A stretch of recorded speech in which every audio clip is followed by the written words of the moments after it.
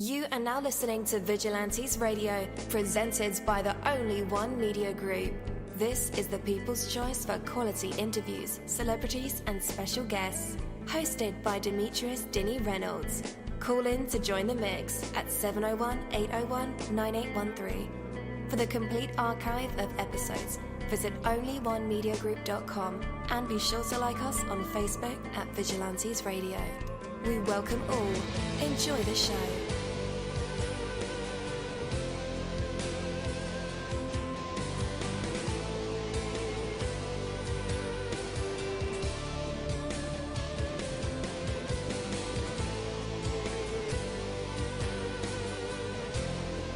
Ladies and gentlemen, please welcome your host, Demetrius Houdini Black Reynolds. Enjoy the show. Yo, hello and welcome to another awesome episode of Vigilantes Radio. There are over 32,000 of you guys live on the phones line with us in the browser and in our chat rooms, Google Hangouts. I appreciate you guys as always for tuning in to the show. Oh man, you guys are so awesome. So do you know how to bootstrap success with micro goals? What are you talking about, Deanie? Okay, listen. Nothing succeeds like success. The best way to ensure success in one area is to have success in another area. When you're in the habit of setting goals and then achieving them, it gives you the confidence and positive focus needed to reach even higher. And how do you start the ball rolling? A great way to bootstrap yourself into the momentum of success is with micro goals. Get in the habit of setting small goals and achieving them. Something like, I will concentrate on this project until I finish the next 3 sections. Or I will answer all my emails by 9:30. Oh my, that's a stretch for Deanie. But I don't make those kind of commitments. Gotta make them realistic yet challenging. Write them down and then check them off when you're done. A detailed, prioritized to-do list is nothing but a collection of micro goals. As you check each one off, you feel good, you feel great, you're getting things done. Soon you get to where you look forward to that good feeling. And that desire drives you to set and accomplish more small goals. It's called a positive feedback loop. And as your success behavior reinforces itself, the goals get bigger, more challenging, and more meaningful. Your confidence grows along with your competence and discipline. You literally get addicted to success. You demand more and more of yourself, and you develop the habits and beliefs that enable you to achieve whatever you want. It all starts with the smallest 15-minute goal. Anybody can do that. Just keep on doing it. After hour, day after day. Before long, you are successful. Habitually, right? So take that from me, dini-mussolini.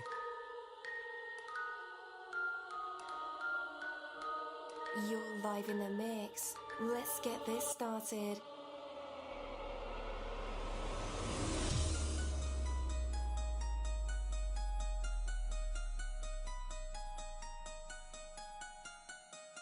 Yo, hello and welcome to another awesome episode of Inside the Music or Inside the Book, Inside the Business, where we dive into the minds of the people who create marvelous things. It feels so good to be back with you guys once again. So one time for my people who are indigos, crystalline or starseeds, or for my Vigilantes audience family, and 2 times for my people who are vegetarian or vegans. If you're like me, we are averaging over 37,000 live listeners, and we've been at this for 4 solid years. I appreciate all you guys who've been rocking with the kid on this journey, and we are still evolving, baby. It is all because of you, most definitely. We are the people who have dedicated their lives to music, spirituality, business, literature, art, movies, and research in every aspect, and we want to allow you an opportunity to tell your story. Man, we've had celebrities on our show, from Grammy Award winning artists to nominees to actors, comedians, CEOs, technology geniuses, visual artists, from authors to professors and aliens.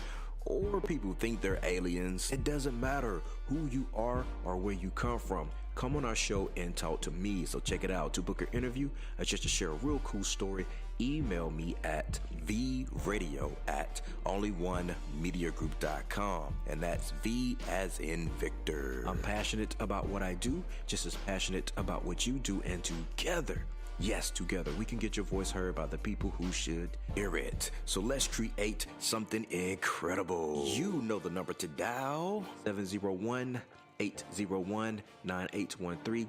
Text that number to your buddy right now and tell them to tune in to connect with us or our guests, or you can hop in the mix directly from our website, onlyonemediagroup.com. Right from the homepage, you can slap that go live button and you'll be right here live in the mix and in the chat room with all of us. Feel free to shoot over some questions to ask our guests while they are here, but only as time permits. Sometimes my guests and I talk entirely too much and we take up the entire hour. And as always, all episodes are available for free download, and you can grab that from either Spreaker.com/Only One Media Group, iTunes, YouTube, or any app from the Google Play or iTunes Store, or over at our website. And that goes for every single episode that we've ever aired. Well, tonight's interview is the Anshil Popli interview, and I'm your host, Dini, if you didn't guess already. Our interviews go beyond the music, beyond the books, the films, the businesses, the photography, and into the minds of the artists or people who create these, marvelous aspirations.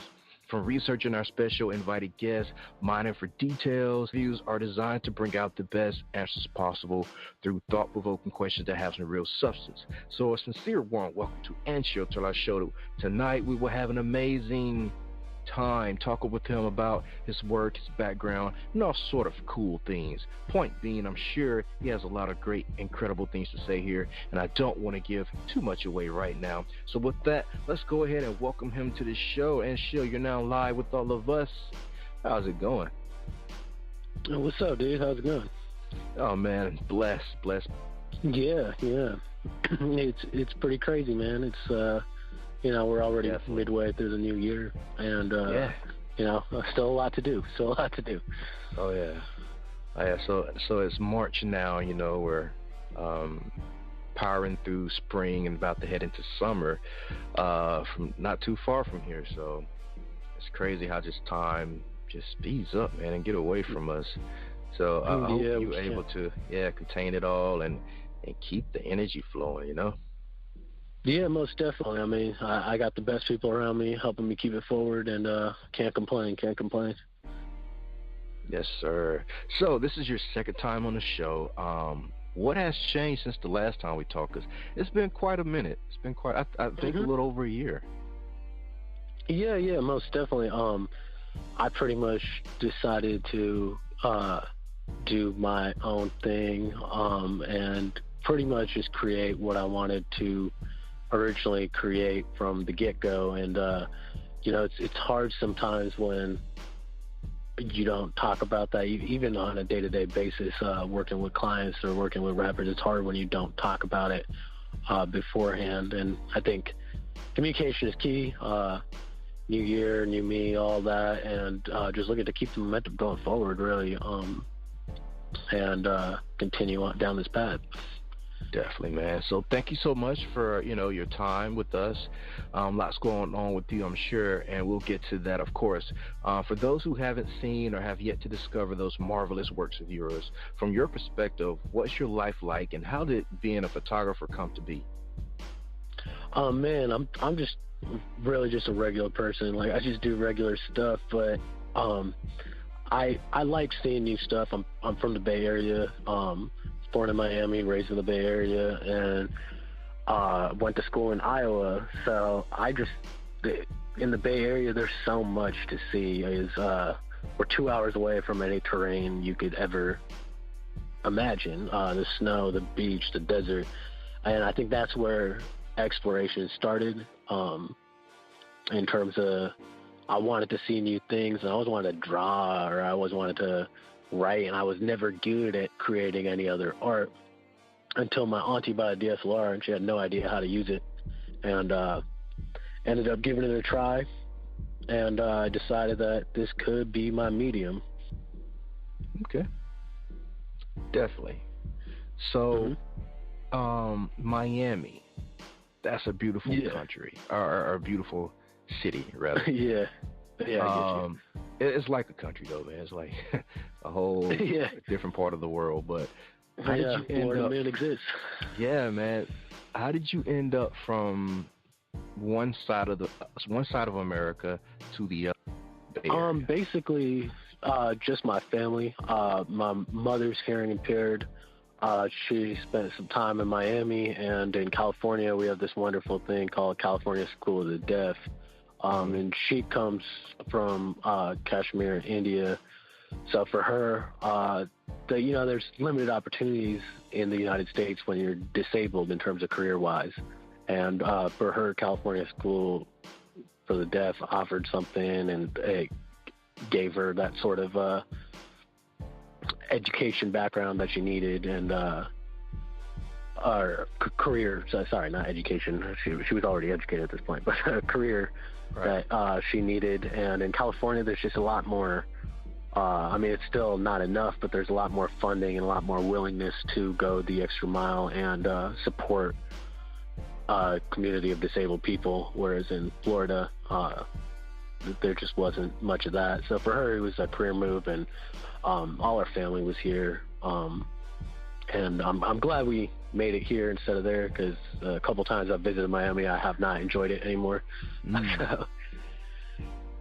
it ended up working out. Yeah. And you said you went to school in Iowa. Now, how did that happen? I did. Why did you choose Iowa? I didn't choose it. They chose, or should I say? So I was left with limited options. I went to community college. I didn't take it as seriously as I should have initially, and I made some mistakes. And because of that, no California school was going to take me. So I realized I wanted to do film. I looked into the film programs of America that were public and somewhat affordable.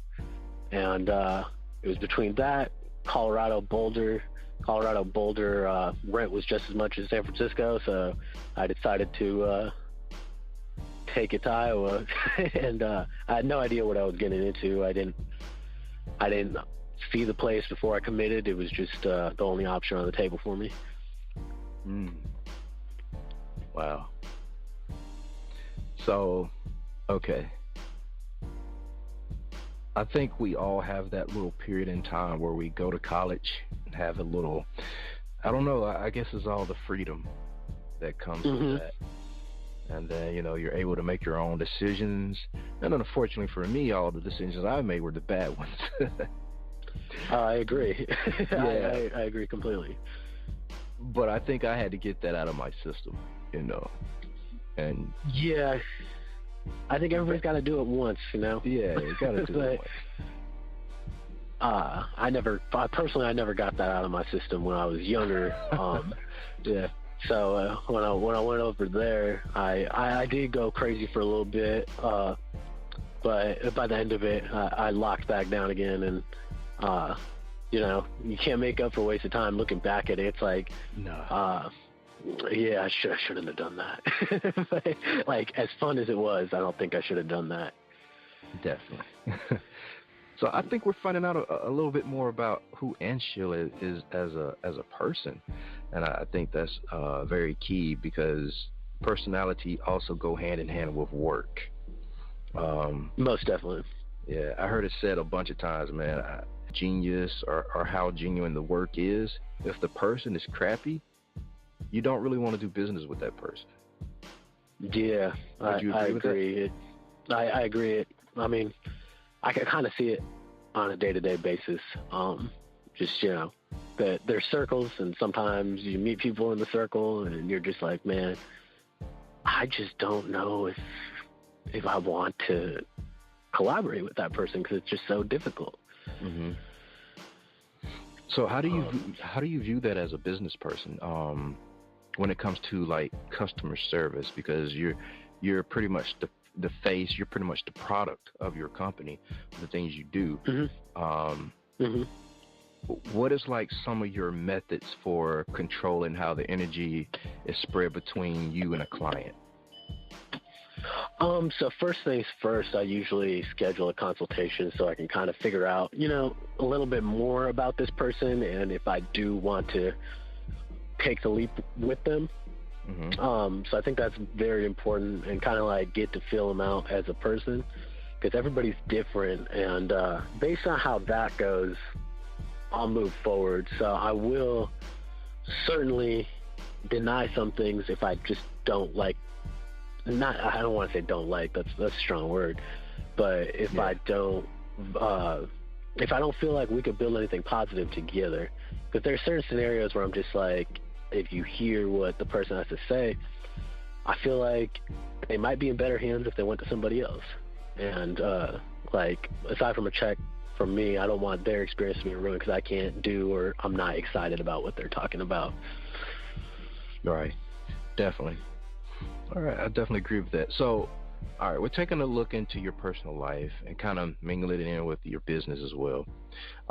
Sure. You're from an immigrant family, correct? Mm-hmm. So yeah, my family's from India. India, cool. So, man, India's a beautiful country, man. Very beautiful. Yeah, I've got to go back. I've only been once that I can remember, so that's definitely in the works. Yeah, but hey, you did something that most people don't do. Some people never go back, to the region of where their family is from. Yeah. I mean, I think it's important. I think you got to see sometimes, like, where does your mother come from? Like, what did she have to go through to get over here? Like, and you start to have like a more immense amount of respect for your family, especially the ones that are here that were able to, do all that to try to give their kids a better life. Mm-hmm. I said, what was life like for younger Anshil? Oh, man. I had me, my mom, my auntie, we all lived together. So, there was always a lot of family around. I was pretty much at home. I played basketball pretty much up until high school when I realized, like, okay, this has to stop somewhere, and I'm not really enjoying it anymore because I'm not good enough to enjoy it. And when that happened in high school, I would say things started to get a little more rockier. Late middle school, high school, I started to get in a little bit of trouble and kind of fall down the path a little bit. And I mean, I'm 24 now. I've figured out a lot of things, largely through art, really, is kind of finding the positive outlet that I needed to express myself, or like express my frustrations or anything that I was personally going through. I could just, take it out on the camera. Okay. So basically, you played ball, then you became a gangster, and then you went into art. I wouldn't call it that. No, I was just messing around. Yeah. But I mean, in a way, I think art's always been a kind of a haven for kids that may have not known what they wanted to do early, and like may have faltered if they didn't, find it. And for me, I can definitely say that's the case. Yeah. Okay. We are glad that you found it, brother. Thank you. Appreciate that. No doubt. So, do you feel any pressure to succeed, like from society or family, because of your upbringing? Oh, most definitely. Obviously, I don't think. To be fair, my immediate family is pretty supportive. It's an auntie here and there, but it's just there's this kind of competitive nature is what I feel like an immigrant family is. All right, well, we brought you here, or like your mom brought you here, so why aren't you trying to work on Wall Street, or why aren't you trying to cure cancer? And like, so to them, the sky's really the limit, and what got them here is surefire like promises, right? It's like you get your education and you can pretty much go wherever you want. You might not have the most money in the world, but you have some sort of flexibility and some sort of comfort level, I guess. And that's the way they approach things. And, you know, to a certain extent, it's not like I don't agree. It's, for them, they never had the opportunity to say, like, you know what, I want to do art and I want to do something artistic and try to buy a home and raise a family. Like, to them, that wasn't an option for them to get out of their country. Yeah. But I have that option available to me. And, you know, of course, I hear all the noise with my aunties and whatever, and I try to ignore it. I got some cousins that think that way, too, that were also born here. But I find that interesting is, you know, I got a 30-year-old cousin that lives in Detroit that still feels the need to compete with me, being damn near 10 years younger than him. So it's just, it's silliness, you know, it's absurd. But thankfully, I mean, I want to say my mom got it immediately, that this is what I wanted to do. I'm not sure if she'll ever get it, but she's gotten to the point where she's more supportive, and she understands that this is what I want to do and the way I feel while I'm doing it.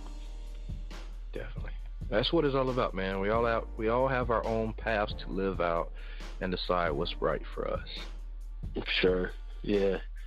And I just think it's always a dynamic path. It's never just one thing. It's just the way I've discovered it. And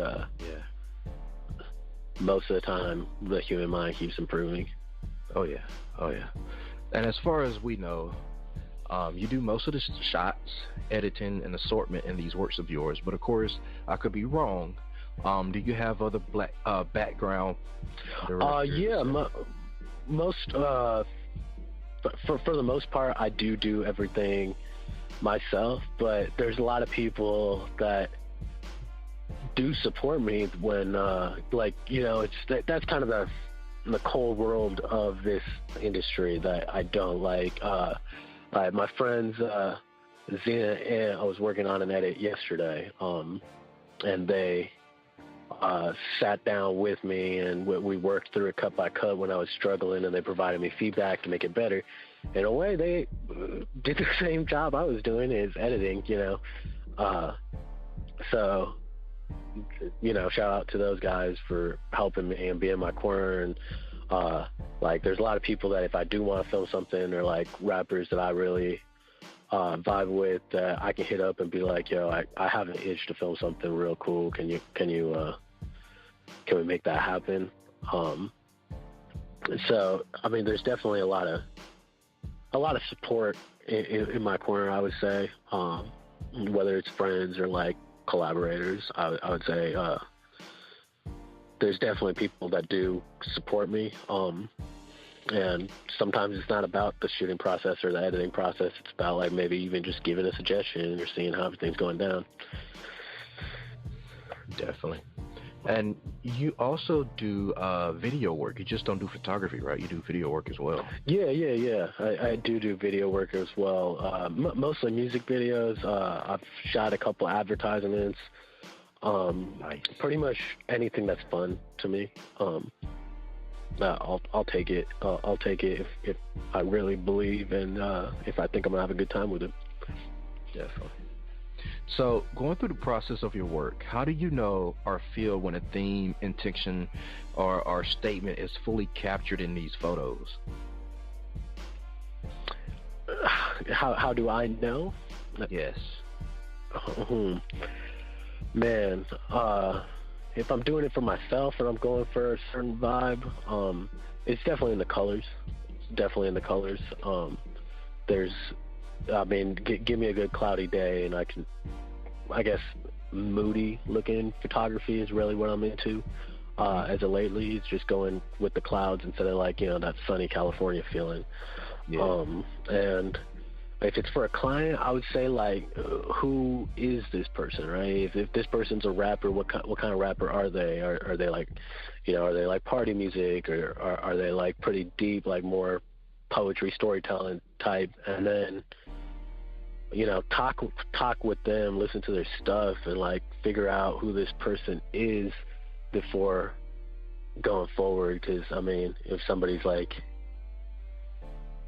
party rapper, I can't take photos of him just alone. And I think understanding who the person is beforehand really helps me deliver the best results. Definitely. And are there any ideas that you have that you like to explore over time? Yeah. I definitely want to get into the short films and documentaries. I have a couple ideas on the burner right now, just waiting for time, and I shouldn't be waiting. But it's just one of those things that's just like, if you can ask everybody around you to do you a favor and help you out on a film, you can probably do it one time. So you want to make sure it's good before you start pulling everybody together and be like, yo, I'm trying to do this, and then not be organized enough or not be like diligent enough and getting everybody on the same page. And so I just want to make sure that whatever I do dip my feet into first, like I can execute it to that caliber. Right. And that's very important to me. Oh yeah. Okay. And I'll pitch one to you as wide open as qualities in a picture or photo that leads to it becoming timeless. That's interesting. That's interesting. Yeah, I can see that being even historical. Those photos that just go on and on throughout history. I mean, they're just plastered in all our books. They're plastered in movies, something that we talk about, time and time again, or may not even talk about, just, look at every now and then. They're in all the movies or TV shows. Sure. So, what's your perspective on that? I love it, and I think it's usually photojournalism. I was just looking at one of my favorites is the Korean Americans during the Rodney King riots on their rooftop with a bunch of firearms, and they're sitting there, and all of them have cigarettes in their mouths, and it's just it's a surreal scene, especially what went on there, and just looking at them over there, that photo is just, it's a part of history. And I think if you can create, or another one of my favorites is Malcolm X looking out the window with his rifle. Yeah. And it's just that there's a level of history and authenticity in that I think that's what every artist strives for, is to leave a legacy. And whoever took both those photos definitely did that, and encapsulated who that person was or what they were going through. Gotta agree. So what kind of subjects besides the moody ones lately really interest you when it comes to photography? Are there certain things that resonate more strongly with you than others? Yeah, I've never been much of a street photographer or an urban, in terms of portraits. And I think lately, I'd always been the person that's like, I'm trying to get on a rooftop, or I'm trying to go hike up to this view that's kind of difficult to get to. And I prided myself on my explorer for a long time, but I think shooting gritty portraits has been one of my favorite things to do lately, for sure, is the way you can, because, not everywhere may not be captivating to my eye, but if I could put a person in it, suddenly I start to see things differently. And it feels like there was just the gray area of my mind that was just untapped for so long, and that I finally opened up on. Right. Yeah. Okay. All right, guys, our usual tradition is called the hot seat, and our fans the actual interview, but the audience get to hear either some vocals, poem, maybe Anshil can freestyle rap, tell us a joke, have a story, or play a live instrument. Well, you never know if these creative minds and vessels were produced in the spotlight. And tonight, we'll find out if Anshil Popli has what it takes to be put on the spot, a test of his true artistry, and maybe even some hidden talents. But for right now, we have an artist by the name of Dez with this song, Big Boss Man. We'll be right back.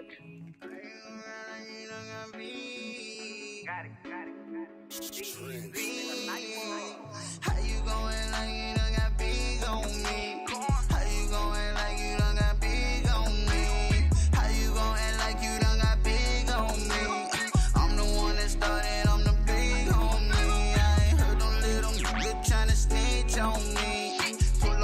extensions, I got this on me. Partner in the Forbes, I got this homies. I walking in the store, I need this on me. Hop out the blue phone with the shit. Now you never know you can't go big.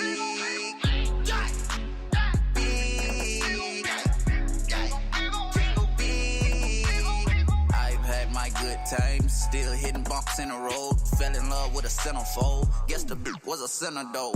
Blue hard, that's my interlope. This Jag truck ain't a runner hoe. Know how I get it though. Know what I'm getting on. You can't go big on me. You can't go big on me.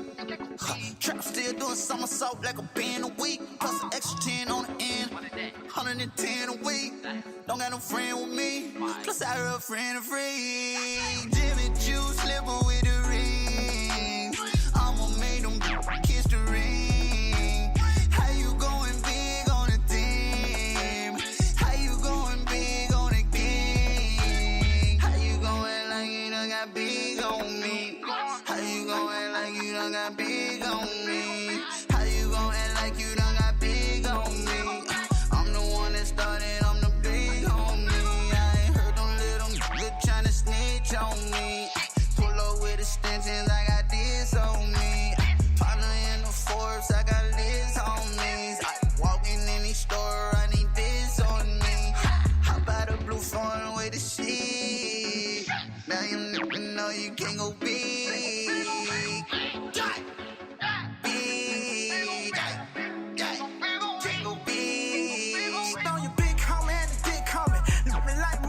How you go big and you try to call me? How you go big and I'm riding for me? How you go big? This a muscle power. The block these after hours. These niggas wanna get the power. KB niggas sniffing baby power. China ice on my feet, keep me fresh. Bitch I like when they try to go big on me. That's what I like. When they try to go big on me, that's what I like. When they try to go big on me, that's what I like. Make me sit up on these niggas, turn up on these bitches. Set my name home white. Bitch on state to state, I just made an 80 play. Just like yesterday, smoking gas in the A. Gelato in the bay. How you going like you done got big on me? How you going like you done got big on me? How you going like you done got big on me? I'm the one that started, I'm the big homie. I ain't heard them little niggas tryna snitch on me. Pull up with extensions, I got this on me. Partner in the Forbes, I got this homies. Walking in the store, I need this on me. Hop out the blue phone with the shit. Now you never know you can't go big.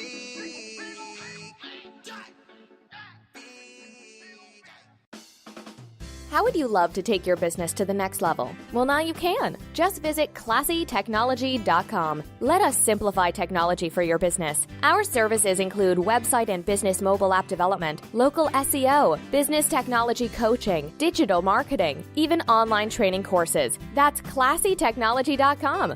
Why wait? Book your free technology consultation today by calling 734-215-7675. Put the passion back into your business and let the team at Classy Technology handle everything for you. That's classytechnology.com, the technology stylists. Wouldn't it be great if there was some kind of shortcut for life?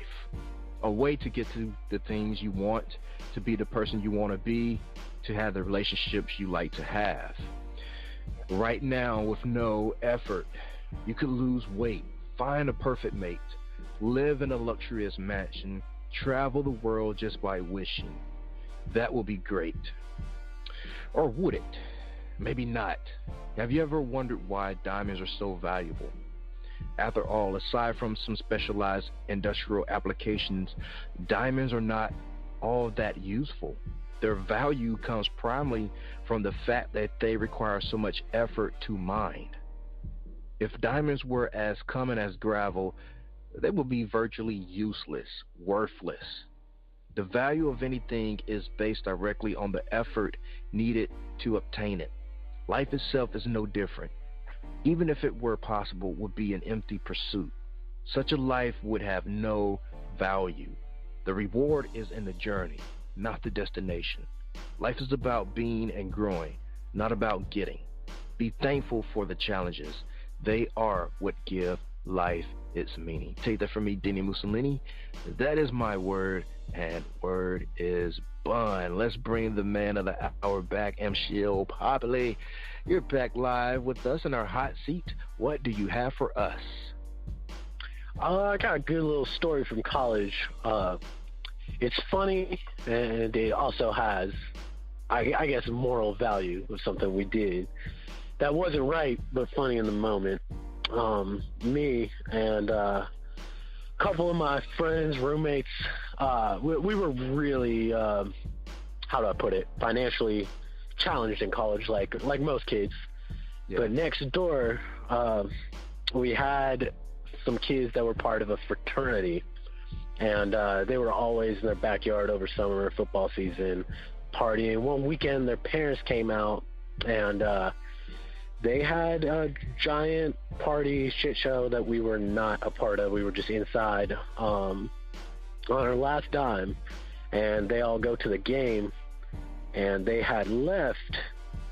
We used to think these guys were dicks because they just treated us some sort of way, and they were always loud. And but this day, they had left their cooler out that their parents had brought down. And one of my good friends pointed it out, and he goes, "Yo, should we take that?" And I was like, "Nah, man, we can't do that." 10 minutes later, we are all out of alcohol, and the thought became a little more enticing. And so one of my friends goes to grab it, and he looks at me, and he's like, "Dude, help me." Dude, it's real heavy. And I'm like, Jesus Christ, we must have just struck gold. We bring it in. There's about 40 beers. Oh, wow. 2 bottles of Jack Daniels, and that's liquor we can't afford. And, yeah, we brought it in, and we started drinking on the porch. Now, they get back from the football game, and first thing they do is come to our porch and be like, "Oh, guys, somebody stole our cooler. Do you know who stole our cooler?" While we all have, courtesy of them, their great Bud Lights in our hands, and we were like, no, we laughed about it, and sure enough, their parents bought them more. Now, a couple weeks later, fast forward, is these guys are outside on a Saturday again, just pissing us off being loud, except they invite us down to party with them. And given it was short-lasted, we're not the same type of people. These are, the kids of fraternities and of very, very, just a different lifestyle, They sail on the weekends and do all sorts of things we don't do. And but that moment, even though we were only there for 10, 15 minutes, I realized how inclusive they were to begin with, and how we probably shouldn't have done that and been judgmental towards them just because they dressed or looked a certain way. And I think that, in a way, clearly intimidated me. Is, Iowa being brown and so many Caucasian people around was just, it was absurd to me. And then, you got the frats who look just like they do in the movies. So, I was uncomfortable with it, but in reality, they were just regular people. And as funny as it was, and we still laugh about this, that we did steal the cooler, but short term, it was really rewarding. And to this day, that's the only thing I've ever stolen in my life. And it was, and when it came full circle, I felt kind of bad. I was just like, yeah, these kids, they weren't so bad. I think we were maybe we were looking at it the wrong way, or maybe they were looking at it the wrong way before, but we never tried to talk to them or anything of the sort, and they did to us, so what does that say about us? And I thought that was interesting. Hey, that is a very good story, man. That kind of raises something in my mind about how we put up invisible barriers without even saying a word to the people who are viewed as different. Mm-hmm. Yeah, most definitely. And but for those 10-15 minutes, I hung out with a bunch of frat guys. I said I did it, and they were all pretty nice. I mean, given we didn't have much to really talk about, or we didn't know where each other came from, but for that 10 minutes, it was cool. Yeah. We probably should have stole their cooler, so if they end up finding this, I'm sorry. But here's the guy right here. He's on the show. He just confessed. Yeah. I did. Just right, don't put a warrant out for my arrest. All right, open floor, my man. This is our standard tradition of letting you, rant or say whatever it is that you wanted to say at the end of the interview, or bring up anything that I didn't mention that you probably wanted to get across about your business and the things that you do for your clients. So here's that moment now, brother. Have at it. For sure. I mean, I'll keep it simple and classic and even mildly annoying and do the classic rap world shout out. But, I love working with the people I work with, and I've developed, we're friends. They're not my clients. If I do, the people I mentioned here. And I just want to say shout out White Dave, shout out Cliff Solo, shout out Zenon, shout out Soundtrack, shout out Trey Coastal, Kells, GQ, and really I just thank them for letting me work on cool stuff day in and day out. And it's gotten to the point where there's a lot of trash in a saturated market, and I genuinely believe that we're working towards something that is just its own lane. And largely that's due to them for having the music that they create in the first place. And I'm just happy to be a part of it. Definitely. All right, man. The single most important question: how can our listeners get in contact with you for service? Oh yeah. So you can hop on that thing called Instagram, and I'm at Kybalion VFX. That's KYBALION VFX. And we'll reach out, shoot me a DM. I respond to everything, or I try to. I promise I will. And appreciate you listening. And how does that work for anybody living outside of California? I mean, it depends on what it is, really. But, if somebody was interested in purchasing a print, or if somebody wanted the video with, actors or something, we could definitely make it work. The cool thing is, in a technological age, we can describe ourselves perfectly and show each other examples. And we could create something if the opportunity is fitting. Yeah. Now, I seen something, I believe it was on your Instagram.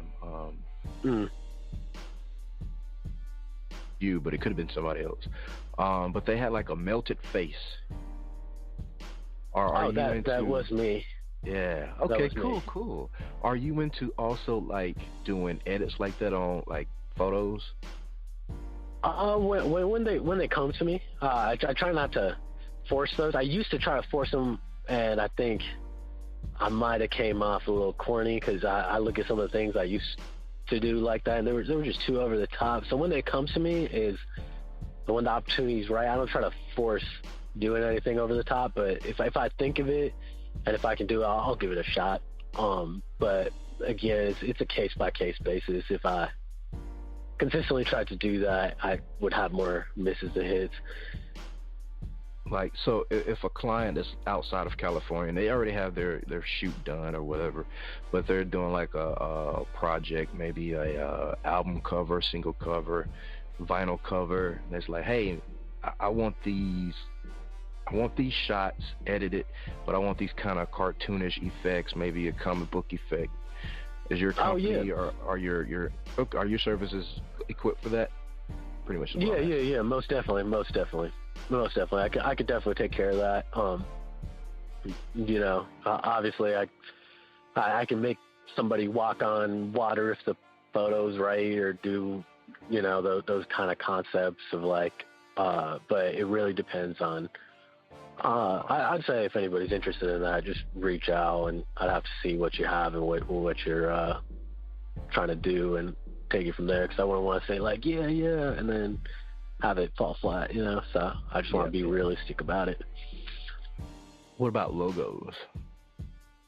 Logos, yeah, I try to create logos for myself more than anybody else. I mean, I could do, it's one of those things that I could do, and if I know somebody or somebody hit me up about it, but it's more like, for me, it's just I know what I want. So when I'm going for myself, so like whatever I create, like I know that's what I was going for, but for somebody else, they may not like that. So I try not to advertise myself in that way. I think graphic design is a tool that I would love to improve on, but right now I'm kind of just doing it for myself and trying to make everything I can look good, I guess. Or if one of my friends hit me up, I definitely take care of them. I have before, but I try not to advertise myself in that sense. Okay, cool deal. Yeah, man, I appreciate you having me on. It means a lot. Thank you. Man, no doubt, man. Since you mentioned like doing, photo edits, I may be sending some work your way. I have a few things that in mind I want to do, and hell yeah, yeah. It's all good, man. Just well, let me know. We'll tap in for sure. All right, cool deal, my brother. Thank you, man, for being on the show once again. Yeah, thank you, Dean. I appreciate you, man. Have a good night. You too. Thank you, my Vigilantes family, as always, for checking out my podcast over here at Vigilantes Radio. All episodes are available for free download, and you can grab that from either Spreaker.com/Only One Media Group, iTunes, YouTube, any app that's on a Google Play or iTunes store, or our website. And that goes from every single episode that we've ever aired. If you'd like to request music or a particular guest or send something for me to play, email it to theradio@onlyonemediagroup.com. If it's music, please label it by artist and title. Here's my disclaimer. We are genre-free, we do not judge, and we absolutely do not base our opinions on hearsay, but facts alone. And actually, you can scratch all of that because all of my opinions are always right. That's the bottom line. This is my show, so deal with it. Nah, just kidding. On behalf of myself, Dini-Mussolini, I appreciate all you guys for tuning in, either afterwards or live with us. Spread the word, because sharing is caring. We stepped up our game just for you guys and our guests to make sure that you have the best experience here on our show. Be sure to connect with us on Facebook, Twitter, Instagram, Tumblr, as well as Spreaker. We always follow back. That is the #1 rule. Okay, well, just remember to be yourself and be absolutely great at just doing that. Avoid being too comfortable, because you're messing with your potential when you do that. Peace, and have a good night. You can't go big on me. Trap still doing somersault like a band a week. Plus an extra 10 on the end. 110 a week. Don't got no friend with me. Plus I heard a friend of free. Jimmy Juice, slipper with the ring. I'ma make them kiss the ring.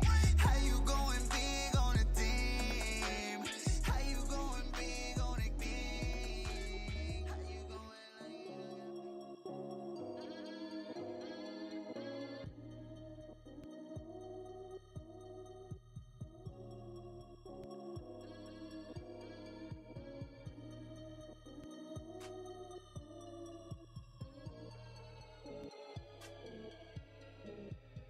You are now listening to Vigilantes Radio, the people's choice for quality interviews, art, music, and hot topics. Hosted by Demetrius Houdini Black Reynolds of the duo No Longer the Hero.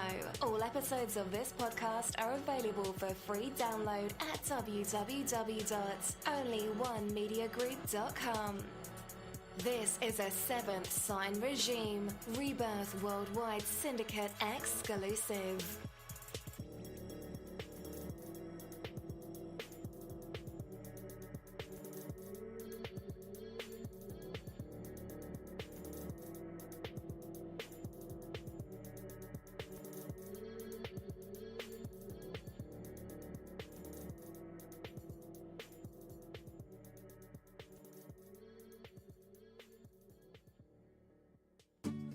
How would you love to take your business to the next level? Well, now you can. Just visit classytechnology.com. Let us simplify technology for your business. Our services include website and business mobile app development, local SEO, business technology coaching, digital marketing, even online training courses. That's classytechnology.com. Why wait? Book your free technology consultation today by calling 734-215-7675. Put the passion back into your business and let the team at Classy Technology handle everything for you. That's classytechnology.com, the technology stylists.